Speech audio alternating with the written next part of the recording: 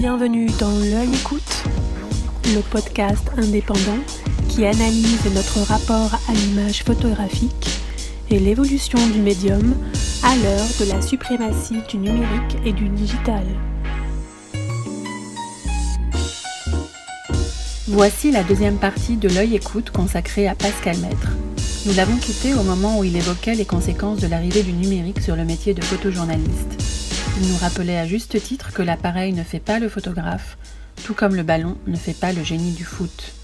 Aujourd'hui, au sein de l'agence Myop, il nous raconte ses pérégrinations aux confins d'un monde, l'Afrique, à la géopolitique mouvante. Dans ce volet, il revient ainsi sur l'Éthiopie de 1984, sur la Somalie de 2002 et 2011 et évoque son travail plus récent réalisé à Kinshasa. En filigrane se dessinent les tenants d'une pratique où le temps joue un rôle crucial dans son approche de création et sa quête d'information. Il a su convaincre les journaux pour lesquels il collabore que sans le temps long, il n'est pas de sujet qui tienne la route. Conscient de la portée d'une photographie lorsque des événements tels que des famines se déroulent loin des regards, il sait aussi que la photographie n'est qu'une question de choix. Ces choix l'ont toujours guidé vers une photographie tournée vers l'humain et la volonté de témoigner des sujets dont les impacts touchent autant le particulier que le collectif, comme il l'a fait fin 2017 lors de son exposition « Quand l'Afrique s'éclairera ». Bonne écoute.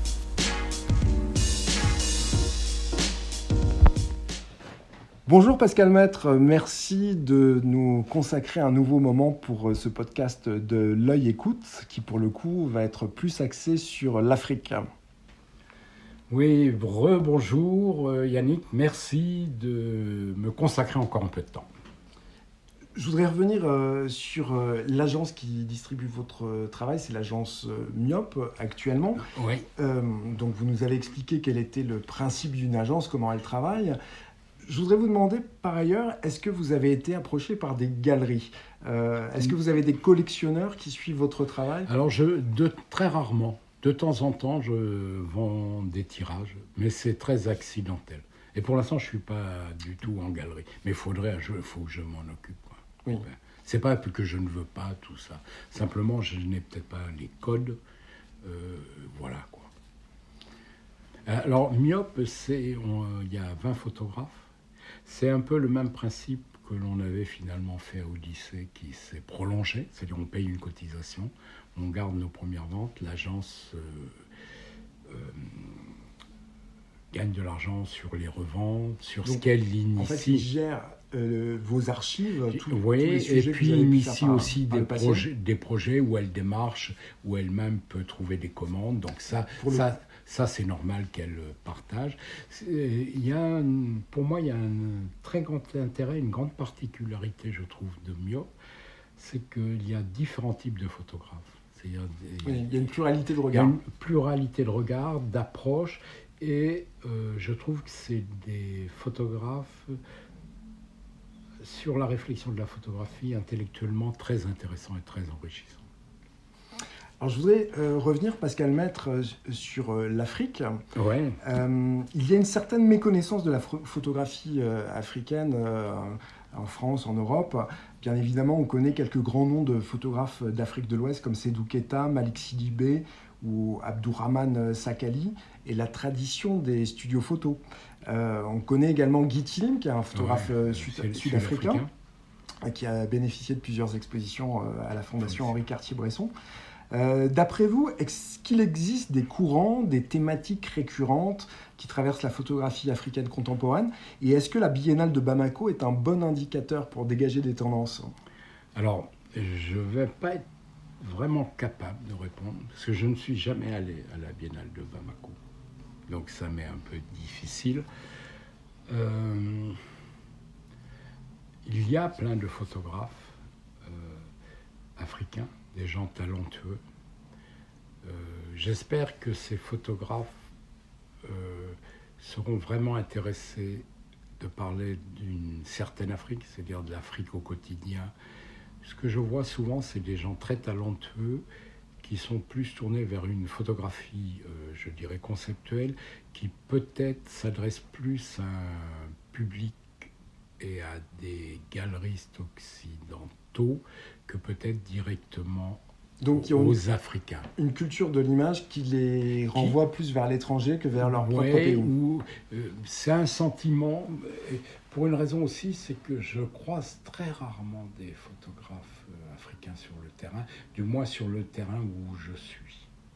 Et c'est vrai que depuis un moment, il y a différents courants qui disent c'est grand temps que l'Afrique soit vue par les Africains, et ce que je trouve ça assez normal, mais je crois qu'on a besoin de tous les regards. Je prends l'exemple des États-Unis. Le regard le plus pertinent, ça a quand même été Robert Frank. Oui. Et Robert Frank, il est suisse. Je ne suis pas sûr que les Américains auraient eu ce... Il y a eu d'autres... Après, il a été adopté un peu par les États-Unis, puisqu'il a vécu là-bas jusqu'à sa mort. Mais au moment du regard, c'est un regard étranger. Après, il y a Vinograd, il y a d'autres gens qui ont eu... Mais je pense qu'il ne faut pas être aussi sectaire. Je pense qu'on a besoin de tous les regards pour permettre une certaine lisibilité, une certaine compréhension. Mais je ne connais pas très bien les photographes africains. C'est pas que ça ne m'intéresse pas, mais je lis, je regarde et tout, mais c'est pas, il y a des gens mieux qualifiés que moi. Alors je vais vous poser maintenant une question sur les artistes africains, parce que ça je pense que c'est une thématique qui vous intéresse.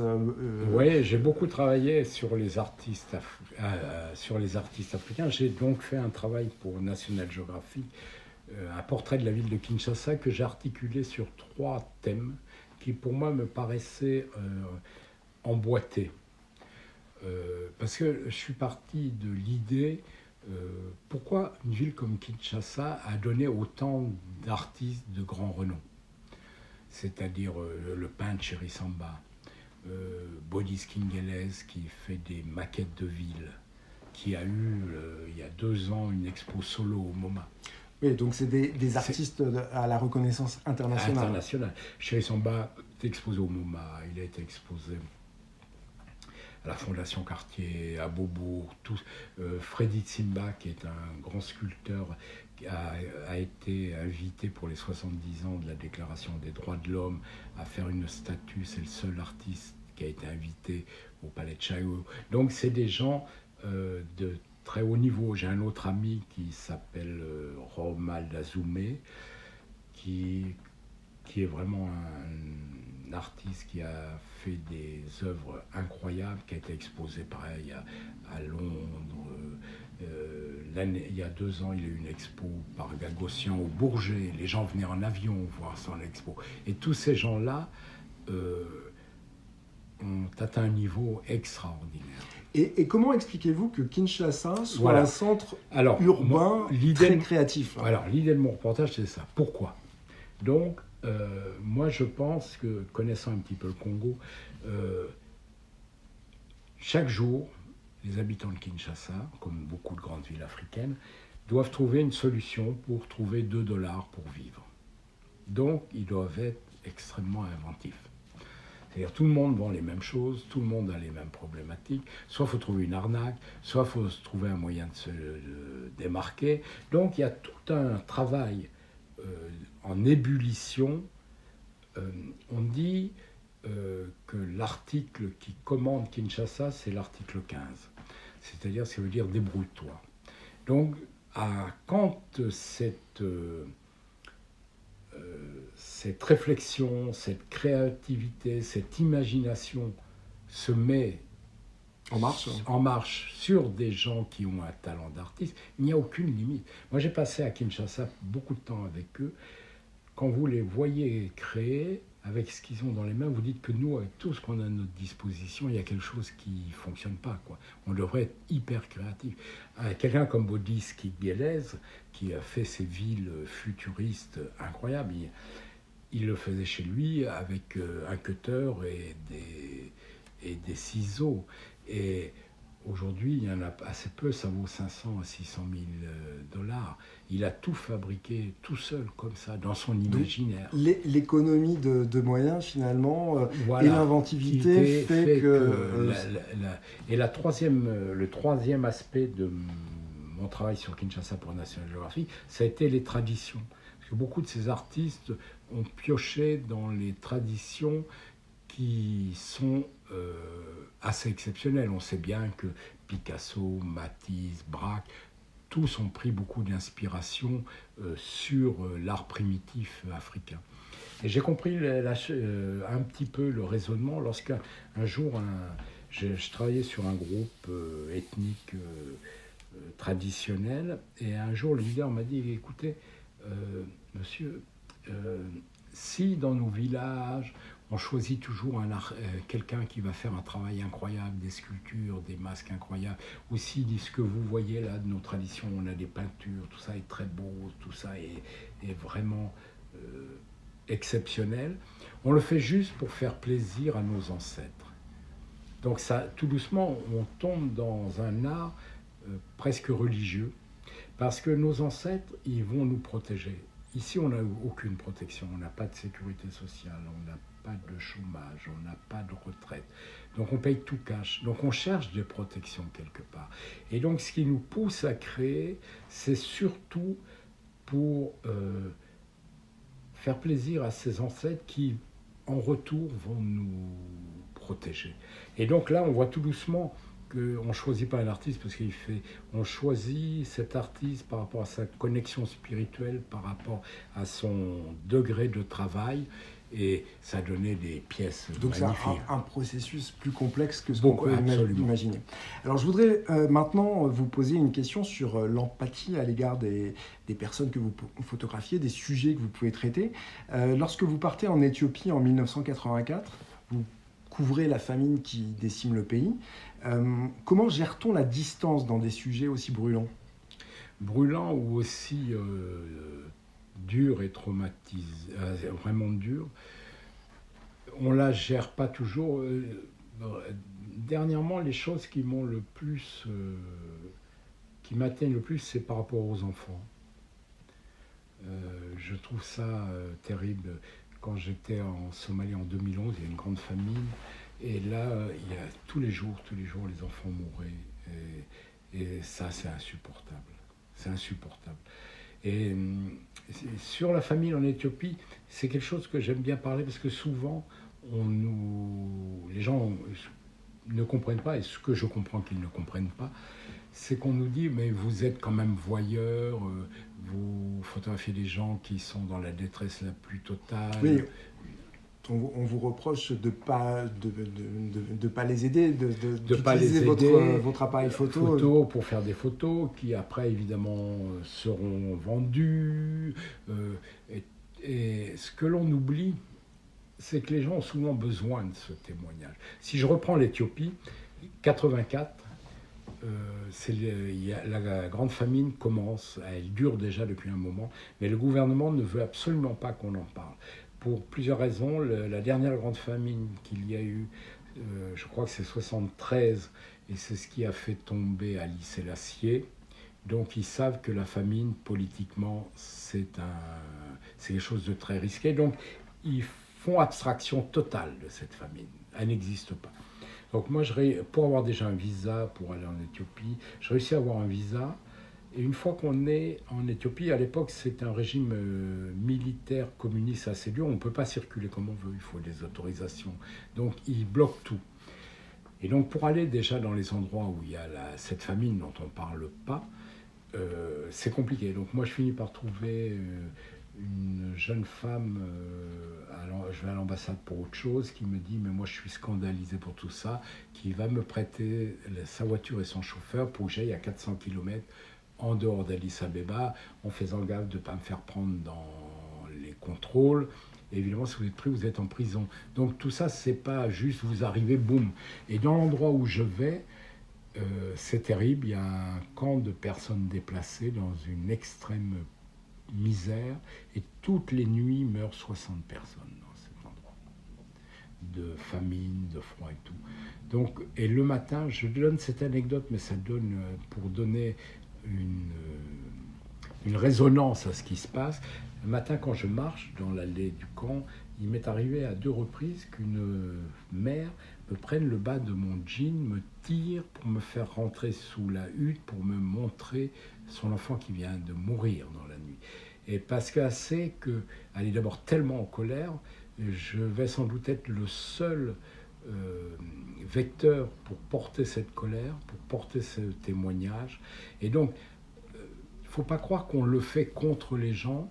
Et dans ces cas-là, on s'aperçoit et on réalise que les gens ont vraiment besoin de crier. Donc ils ont cette conscience en fait de savoir que vous êtes des porteurs de messages, Ouais. des intermédiaires, Yeah. même en fait sur place, en fait en pleine crise, en plein dénuement, ils savent que vous pouvez Ils savent, et puis améliorer la situation. Je ne sais pas si ça va jusque-là, mais il y a une telle colère de ce qui leur arrive, c'est tellement terrible qu'ils ont envie de le crier et qu'ils ont envie de le dire. Et nous, on va servir de cet intermédiaire-là. Donc, on n'est plus un côté voyeur, on n'est plus... Parce que je connais la plupart des photographes qui font de l'actualité, je ne connais pas un mec qui n'est pas sensible à ce qui se passe. Il faut arrêter de dire n'importe quoi. Et justement, d'ailleurs, en fait, les photos que vous réalisez, comme celles des photographes qui ont l'opportunité d'aller sur le terrain, c'est ce qui mobilise les consciences et ce qui permet aussi à l'opinion publique internationale de savoir ce qui se passe en Éthiopie en 84. Alors, vous vous souvenez sans doute d'une image qui a été réalisée par Kevin Carter, qui a remporté le prix Pulitzer en 94, avec une photo qui s'intitule « La fillette et le vautour », où l'on voit un enfant famélique durant la crise de 93 qui sévit au Soudan. Donc il est recroquevillé, cet enfant. À proximité, il y a donc ce charognard, ce vautour. Cette photo, elle a été éditée dans le New York Times et elle a suscité une vague de critiques, alors même que le photographe n'est pas coupable d'avoir abandonné l'enfant à son sort, puisque en fait l'enfant il est pris en charge par une ONG. Il y a un article très pédagogique d'ailleurs qui a été fait par le Nouvel Observateur. Cependant, la lecture de cette image choc peut laisser entendre que l'enfant était seul face aux rapaces et que le photographe n'était qu'un témoin impassible. Je voudrais vous demander, Pascal Maître, que s'autorise-t-on lorsque l'on réalise des sujets sensibles? Le cadrage peut appuyer la force d'une réalité, mais dans le même temps dénaturer le contexte. Est-ce qu'il vous arrive de renoncer à une bonne photo ou de revoir votre editing afin de donner plus d'objectivité à votre sujet? Alors, la photographie, c'est qu'une question de choix.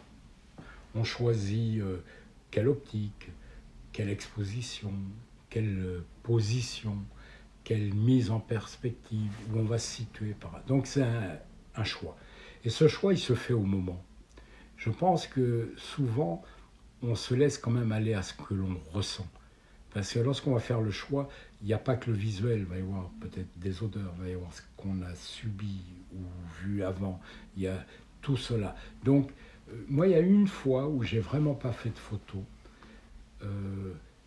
J'étais à Kaboul, et puis je logeais chez MSF, et il y a eu beaucoup de combats, il y a eu au moins 400 roquettes qui étaient tombées sur la ville, et le médecin des MSF me dit, écoute, je dois amener des médicaments dans un hôpital, viens avec moi. Tout. Donc on part et tout, j'avais un boîtier. Et on arrivait dans l'entrée de cet hôpital, qui était proche des combats, et arrivaient des mecs, mais fracassés, pétés dans tous les sens. Et là, j'ai rien fait. J'ai plus envie, j'ai eu un dégoût, j'ai rien fait. D'autres fois, Somalie, j'ai vu... une photo terrible, j'ai vu une situation terrible où un petit garçon, j'ai vu, il disait adieu à ses parents, il est mort devant tout. J'ai fait la série de photos. Donc c'est très compliqué. Je pense qu'il faut se laisser aller à ce que l'on ressent au moment. Cependant, après, vous avez entre le moment où vous faites la photo et le moment est-ce que je la mets en route ou pas? Est-ce qu'elle est publiable ou pas? Normalement, ouais. Et vous êtes le seul arbitre pour le faire, ou est-ce que quand il s'agit d'un magazine qui vous passe commande, est-ce que il y a un co-editing? L'arbitre que je peux avoir, c'est de la donner ou pas au magazine. Ça, c'est mon choix. Parce que vous pouvez penser évidemment qu'à partir du moment où vous la donnez, ça sera mal interprété, mais en général, non, je dirais. Normalement, c'est vraiment très personnel. Normalement, on est là pour faire des photos. Ça, on reste chez soi. C'est aussi simple. Après, ça dépend des jours, ça dépend de plein de choses. Et on est le seul à juger. Oui, voilà, vous êtes Voilà, le seul juge, ou autrement vous prenez le risque que... Voilà, et les leçons des gens assis dans leur bureau, c'est pas là. Ils peuvent penser ce qu'ils veulent sur le terrain. C'est vous qui êtes sur le terrain. Voilà. Et alors je voudrais vous poser maintenant une question sur la couleur, puisque vous l'avez évoqué à 2 reprises déjà dans notre entretien. Donc vous maîtrisez parfaitement la couleur. Oui, j'aime la C'est un couleur. vrai plaisir de regarder vos images justement par rapport à l'équilibre des couleurs quand on voit une de vos images. Vous m'avez dit que c'était à la suite d'un voyage en Iran en 1985 que vous aviez ressenti plus de maturité par rapport à la couleur. Est-ce que vous venez de ça ? Ouais, oui, mais tout doucement. C'est pas venu tout de suite, parce qu'au départ, je faisais de la couleur comme on faisait du noir, un boîtier noir et blanc, un boîtier couleur. Hein, pendant longtemps, en agence, c'était comme ça. Voilà, c'était comme ça. Puis tout doucement, ouais, peut-être, ce travail en Iran, j'ai eu un WordPress sur ce travail-là. En plus, c'était très visuel.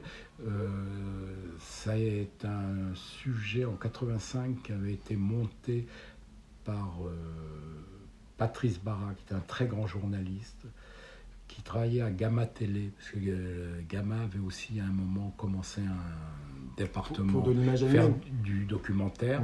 Et donc moi j'avais été greffé sur ce... Et c'est un voyage où on a eu beaucoup d'accès, tout était visuel. Et je pense qu'effectivement, là j'ai commencé à mieux maîtriser. Mais il y a une raison particulière en fait? Est-ce qu'il y a eu un déclencheur? Non, une nouvelle chimie, une nouvelle... Non, je crois que ça a été... peut-être que c'est un pays qui m'a parlé, un environnement, ça commençait à me toucher. Mais bon, le travail de Barbet m'intéressait, Gullert m'intéressait. Donc Oui. je commençais à regarder des photographes couleurs. Et puis tout doucement, après, c'est vrai qu'aujourd'hui la couleur m'intéresse vraiment, la peinture me fascine, c'est Alors, quelque chose qui m'émeut. Est-ce qu'il y a des peintres qui... Oui, qui vous parlent, Matisse, Gauguin, Picasso, Manet, Modigliani, tous les fauves, tout ça m'intéresse beaucoup. Et ce que j'essaie de faire en couleur, je sais que la couleur me sert à créer, que ce ne soit pas juste une illustration. Mais je sais que la couleur ne soit pas gratuite, qu'elle va servir mon propos. Oui, ce qui pour le coup est quand même assez compliqué, parce que voilà, ça demande une intellectualisation de la couleur. Oui, et de ne pas oublier qu'avant tout, moi je suis un photojournaliste, je travaille pour la presse, donc l'information est importante. Mais c'est ce que vous placez la première chose. Et après, quand l'environnement couleur va être intéressant, les choses vont se mettre en place. Vous pouvez jouer avec. Voilà. Alors, toujours par rapport à la couleur, il y a une image proprement hallucinante que vous avez réalisée en Somalie en 2012. Donc, nous sommes dans une grande... 2002, pardon. C'est pas grave. Nous sommes dans une grande chambre entièrement drapée de voilage rose bonbon, baignée de lumière. Au centre de la pièce, sous la fenêtre, il y a un grand lit avec ses chevets. Il y a une coiffeuse avec son miroir, un canapé dans la partie droite. On a l'impression d'être dans la chambre d'une adolescente, d'une petite princesse. Et sur le lit, il y a un homme étendu qui parle avec un soldat ou un milicien qui porte une arme. Pouvez-vous nous dire qui sont ces hommes et dans quelles conditions vous avez réalisé cette photo? Alors, je faisais un portrait de Kaboul pour Géo Allemagne, et Kaboul, pardon, de Mogadiscio. Oui. Et en Somalie, vous ne pouvez pas vous déplacer sans garde du corps. Et souvent, il y a au moins une voiture de garde du corps. Si vous ne le faites pas, en général, en 5 minutes, c'est très sérieux. Vous pouvez être tué ou kidnappé. Et donc, vous avez toujours des gardes du corps. Et c'est que vous êtes un peu comme un chef d'État dans un endroit dangereux. C'est-à-dire, vous êtes dans l'hôtel, la voiture vous prend à court de l'hôtel, vous partez, vous ne dites pas où vous allez, juste à votre contact. Vous arrivez à un endroit... Et vous ne passez pas à l'épicerie du coin pour non, vous acheter des cigarettes, du tout. Non, mais je vous donnerai une anecdote après. Et les gardes du corps descendent, vérifient dans les escaliers, tout, et vous vous engouffrez, vous venez faire vos photos. Donc, et ce matin-là, le chef des gardes du corps, de notre sécurité, des miliciens, qui s'appelle M. Afouani, est le monsieur allongé sur le lit. Donc, on doit partir, mais il n'est pas là. Et c'est un problème parce que c'est lui, normalement, qui commande et qui a, par son réseau de renseignement, est-ce qu'on peut passer par telle route, les relais nécessaires pour que vous puissiez circuler. Et les autres gardes du corps, ils me disent, écoute, il doit être chez lui, en partant, on va passer le prendre. On arrive chez lui, toc, toc, et je suis les gardes du corps, et le mec, à Foigny, il est allongé. Sur le Donc lit. vous arrivez dans cette chambre pièce rose. baignée de rose. Puis après arrivent les autres, parce que j'ai fait toute une série de la photo. Après vont arriver les autres miliciens, tout. Ils vont commencer à déconner tout. Et moi, c'est au début, quand ils parlent avec les mecs, je fais des photos. Et puis, ce qu'il faut bien comprendre, j'ai pu faire cette photo parce que je travaillais depuis une dizaine de jours avec lui. Et donc, il me connaissait. Donc, oui. Sans ça, j'aurais pas pu faire parce que là, vous rentrez dans l'intimité vraiment la plus ultime, puisqu'on est dans la chambre. Absolument. Et moi, j'ai eu la chance de travailler avec des magazines qui m'ont donné des moyens et du temps. Et avec le temps, vous construisez une relation. Et celle-là vous permet de faire des choses. Donc, je rentre, je fais les photos, les autres se moquent un peu de lui, et tout. Puis, qu'est-ce qui s'est passé? Il a bu de l'alcool, il est truc, il a mal à la tête. Bon, voilà. OK. Et puis, je lui demande, mais à Foigny, pourquoi cette déco? Ouais. Il dit, tu sais, moi, j'étais un berger dans la brousse, et je suis venu avec le général Haïdid, qui est le fameux général du film... sur la Somalie. Il me dit, je suis venu avec lui, j'avais jamais vu de maison. Quand on a pris Kaboul, moi j'ai pris 3 villas. Ok, très bien. Je dormais toujours dehors dans ma vie, j'ai pris 3 villas. Et puis je regarde les telenovelas brésiliennes, avec ma télé satellite. Ils ont tous des antennes. Puis donc Mogadiscio est très connecté. Ouais, alors c'est assez rigolo. Moi j'ai créé ma première adresse email à Mogadiscio. Ah, c'est assez marrant. Parce qu'on n'avait rien à faire, on attendait des jours et tout en 2002. Et alors, il me dit, et puis moi j'adore le rose, puis j'ai vu que leurs maisons sont décorées, tout ça, donc j'ai décoré totalement ma chambre en rose. Ok? Et alors souvent on m'a dit, mais c'est un filtre. Alors ce qui est faux, parce que lorsqu'on regarde la photo... Parce qu'effectivement, quand on voit la photo, l'intégralité de l'image est rose. Et c'est une diapositive, donc j'ai la diapositive qui est rose comme cela. Et ça ne peut pas être un filtre parce que la lumière qui vient des fenêtres est blanche. Oui, si c'était un filtre, à travers les voilages. Ça serait rose partout. Et donc j'ai fait cette photo. Puis alors l'histoire est assez intéressante. Je suis retourné régulièrement au Mogadiscio, j'ai revu à Foigny, qui était vraiment un loustic. Et puis un jour, on m'a dit, oh, putain, tu m'as vraiment créé beaucoup de problèmes. Je dis, ah bon? À cause de l'image? Ouais. Je dis, pourquoi? Et Géo Allemagne a publié l'image. J'ai dit, tu comprends, ma sœur, elle vit en Hollande. Et je ne sais pas comment, elle a trouvé le magazine. Elle m'a insulté, comment tu te laisses photographier en culotte sur ton lit, tout. Puis, à Foigny, on s'est vu souvent, et après, il est devenu pirate. Et la dernière fois que je l'ai vu, il m'a dit, tu sais, je fais plus de bêtises, tout. Donc il me dit au revoir, il me prend dans ses bras, il me serre, et au moment où je le serre, il fait aïe. Je dis, la semaine dernière, j'ai pris une balle dans l'épaule. Moi, je croyais que tu faisais plus de bêtises. Et puis il est mort quelques temps après dans un règlement de compte entre pirates. Alors, j'en profite pour rebondir sur l'affaire des pirates en Somalie, puisque je crois me souvenir, vous avez fait une photo en fait d'un conteneur de déchets radioactifs qui était revenu sur les côtes somaliennes et qui évidemment générait beaucoup de problèmes. Et dans la légende de l'image, vous nous informez en nous disant que finalement cette crise a généré la montée des pirates somaliens. Ce qui s'est passé, c'est vers Obio, qui est la zone où il y a la piraterie. Et ce qui est vraiment terrible, c'est qu'il y a une société suisse et une société italienne qui rachetaient les déchets toxiques et radioactifs. Pour les traiter, en fait, normalement, mais comme ça coûte très cher, et comme il n'y a plus d'État en Somalie depuis 25 ans, ils balançaient tous ces containers radioactifs, toxiques, dans la mer, au large des côtes. Et quand il y a eu en 2003 le tsunami... Ou un peu plus tard, non? C'est 2003 Non, 2003, le tsunami en Asie. Oui. Et les côtes, il y a une répercussion jusqu'aux côtes de l'Afrique de l'Est. Et à ce moment-là, sont remontés 18 containers comme ça sur les côtes.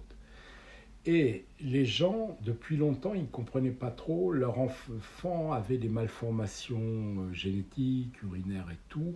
Et là, ils ont pris conscience que les bateaux qu'ils voyaient au large, souvent, ils déversaient tout cela. Et alors, il y a eu une deuxième chose, les deux choses combinées, parce que c'est au même endroit, c'est qu'en même temps, pendant toutes ces années, les chalutiers européens, tout ça, sont venus racler, comme il n'y a pas de garde-côte, tout ça, racler les fonds marins. Pour faciliter le passage. Non, pour pêcher. Pour pêcher. Oui. Et donc les pêcheurs de la côte ont eu de moins en moins de poissons. Et un jour, ils ont été, toujours ce même endroit, quoi. Un jour, ils ont été très énervés, ils ont décidé, comme ils sont quand même assez speed, ils ont pris un bateau, ils sont montés sur un chalutier, et là, à leur grande surprise, on leur a proposé de l'argent. Et la piraterie a commencé sur Donc ces ils ont deux vu effets. un possible business. Et puis après, ça s'est développé dans le contexte qu'on a connu. Alors, on était tout à l'heure dans le rose bonbon. On va passer maintenant au noir le plus intense, puisque vous poussez la performance jusqu'à consacrer un sujet aux ténèbres qui enveloppent l'Afrique lorsque la nuit tombe, avec une exposition intitulée « Quand l'Afrique s'éclairera ». Elle comprend de nombreuses images réalisées au Burundi en 2017. Non, au Bénin. Au Bénin, pardon. Mais aussi des images très représentatives, puisées dans vos archives au Sénégal, au Congo, au Niger, à Madagascar, en Éthiopie, au Kenya, je crois, ne rien avoir oublié. Quelle est la jeunesse de cette exposition ? Est-ce que vous pensez que dans votre choix du sujet, puisque là, en l'occurrence, c'est un sujet que vous avez remporté un prix, le prix de l'Agence française de développement, avec une exposition qui a été présentée à la Maison européenne de la photographie. Est-ce que vous pensez que l'électrification du continent africain, c'est un préalable à tout développement pour le continent ? Alors, depuis le temps que je travaille sur le continent africain, j'y passe pas mal de temps, il n'y a pas une journée où le problème du manque d'électricité vient sur la table. Il n'y a pas une journée. Ça crée des problèmes à tous les niveaux. Donc c'est quelque chose qui me travaillait depuis longtemps. Les gens à l'hôpital qui n'ont pas pu avoir, les vaccins ont été périmés, le type qui n'a pas pu dormir parce qu'il n'y a pas eu d'électricité pour son ventilateur. Il y a des problèmes. Donc ça me tracassait depuis longtemps. Et puis, à un moment, j'ai dit, tiens, j'ai commencé à accumuler des images de situations. Chaque fois que je voyais, je accumulais. Et à un moment, je me suis dit, vraiment, on a commencé à en parler assez sérieusement, je ferais bien un sujet sur cela. Et puis, quand je commence à fouiller, je vois les chiffres. Aujourd'hui, on est à 650 millions de personnes dans l'Afrique subsaharienne qui n'a pas accès à c'est la population européenne, à peu près. Ah oui. Et puis, surtout dans les parties rurales, il n'y a même pas 7% de personnes qui ont accès. Et donc, c'est un problème, c'est le frein au développement, c'est le frein à la problème de santé, problème d'éducation, problème de sécurité, c'est aussi un problème politique, est-ce qu'on donne l'accès ou pas, et qui est devenu très crucial parce que maintenant beaucoup de gens, même dans la brousse, ont des téléphones portables qu'ils peuvent utiliser parce que les compagnies de téléphones mobiles ont installé des antennes, des relais, avec leur propre énergie, c'est-à-dire leur propre générateur, mais il n'y a aucun endroit pour charger les téléphones. Ce qui est complètement paradoxal. Et surtout, maintenant, les gens comprennent ce qu'on peut faire avec un téléphone. Donc tous les gens qui n'ont pas accès à l'électricité se considèrent comme des citoyens de seconde zone. Ce qui n'était pas aussi crucial avant, mais aujourd'hui, c'est devenu un réel problème. Alors, est-ce que justement, l'électricité, on l'imagine, pour vous, est-ce que c'est la fracture numérique nord-sud que ça peut réduire essentiellement, puisque est-ce que c'est ça aussi l'un des problèmes de développement, puisque vous parliez des téléphones portables. Oui, c'est le... Alors, dans les villes, il y a plus d'électricité, mais plus par intermittence. Souvent, on donne de l'électricité dans un quartier, puis... C'est le délestage. Voilà, que les Africains appellent le détestage. Et donc, vous avez cette électricité qui bouge, qui n'est pas toujours là, mais eux encore, ils peuvent avoir accès. Comme c'est pas tout le temps, c'est ralent, tout ça.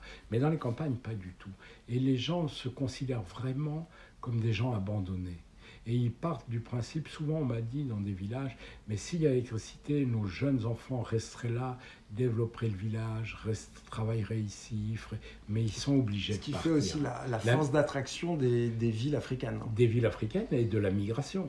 Et de la migration. Parce que si vous êtes un petit entrepreneur dans une ville africaine, pendant 5 jours où il n'y a pas d'électricité, vous faites quoi de vos gars? Vous les payez pas, ainsi de suite. À un moment, les gens partent.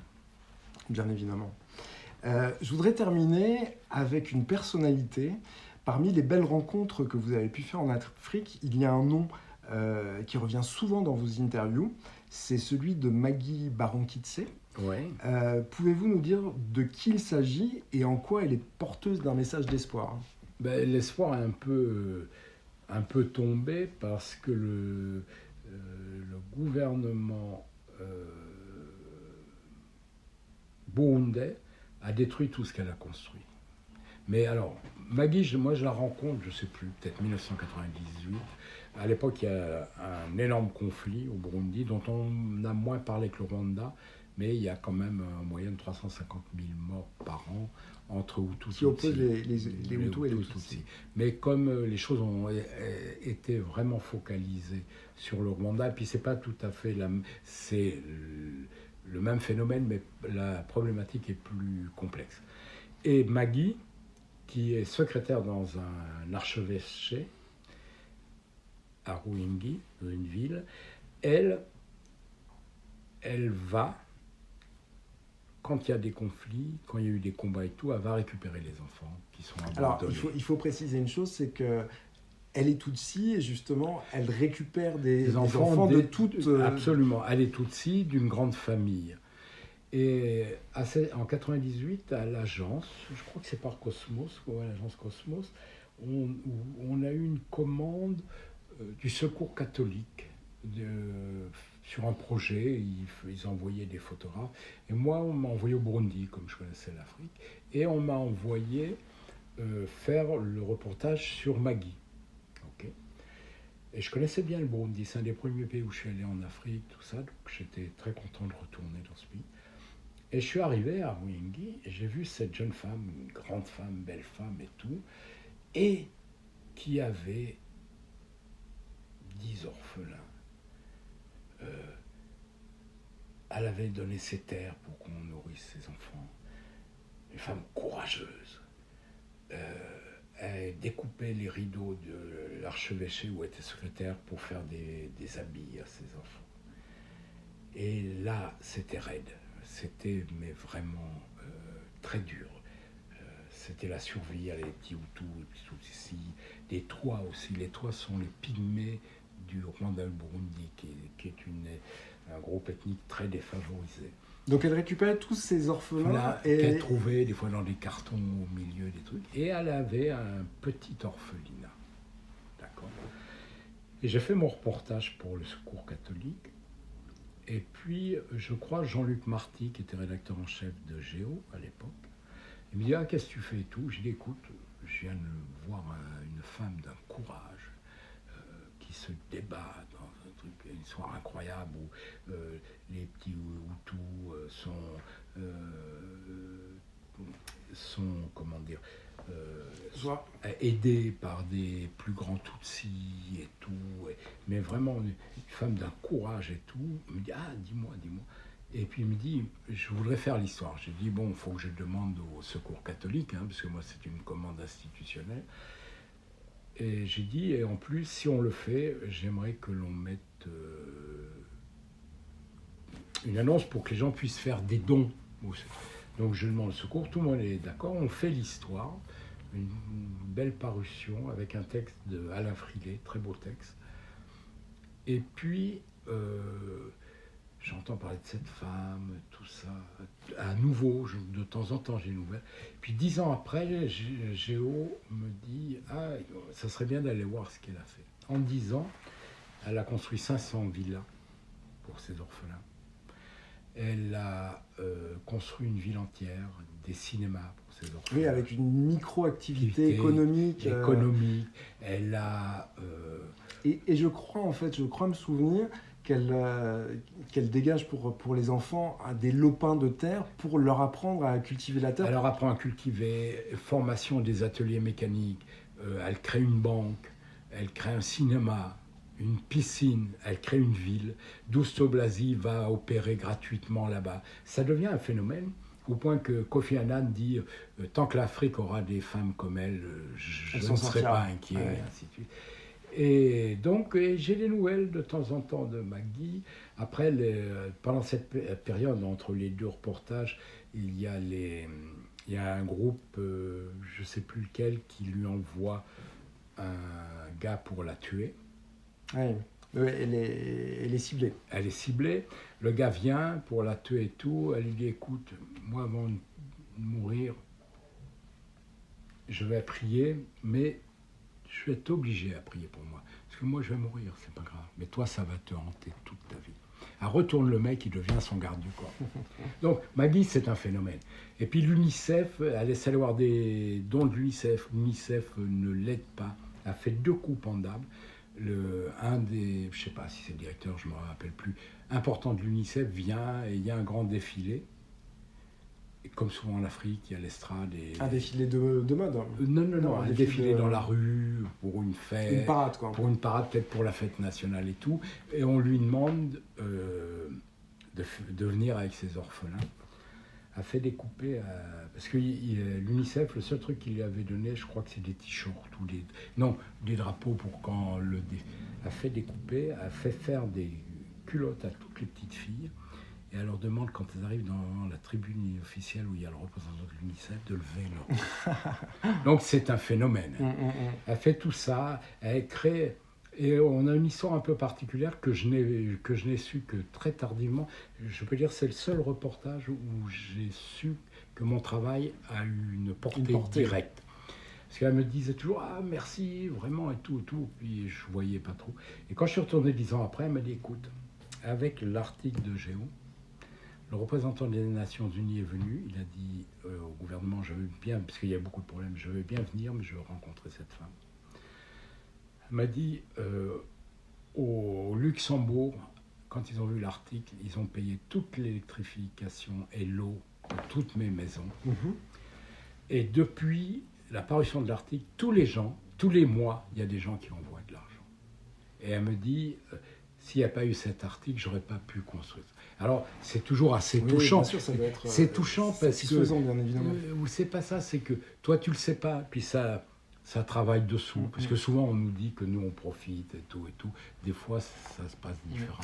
Et alors justement, je vais terminer sur un message d'espoir, mais vous me dites que tout a été détruit. Tout a été détruit. Les dernières nouvelles que j'ai eues d'elle, c'est qu'elle a... Donc, la ville, tout ce qu'elle a... Donc, récentes Alors, après, j'ai su qu'elle était partie au Rwanda, qu'elle avait reconstruit quelque chose.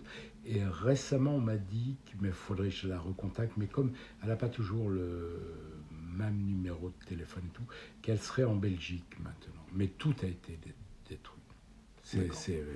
C'est triste. Hein. Une belle initiative comme ça, évidemment, qui est peut-être bouleversée par les retournements puis politiques. C'est quelqu'un qui dit ce qu'elle pense, qui n'a pas peur. Quand je dis que la femme est courageuse, c'est que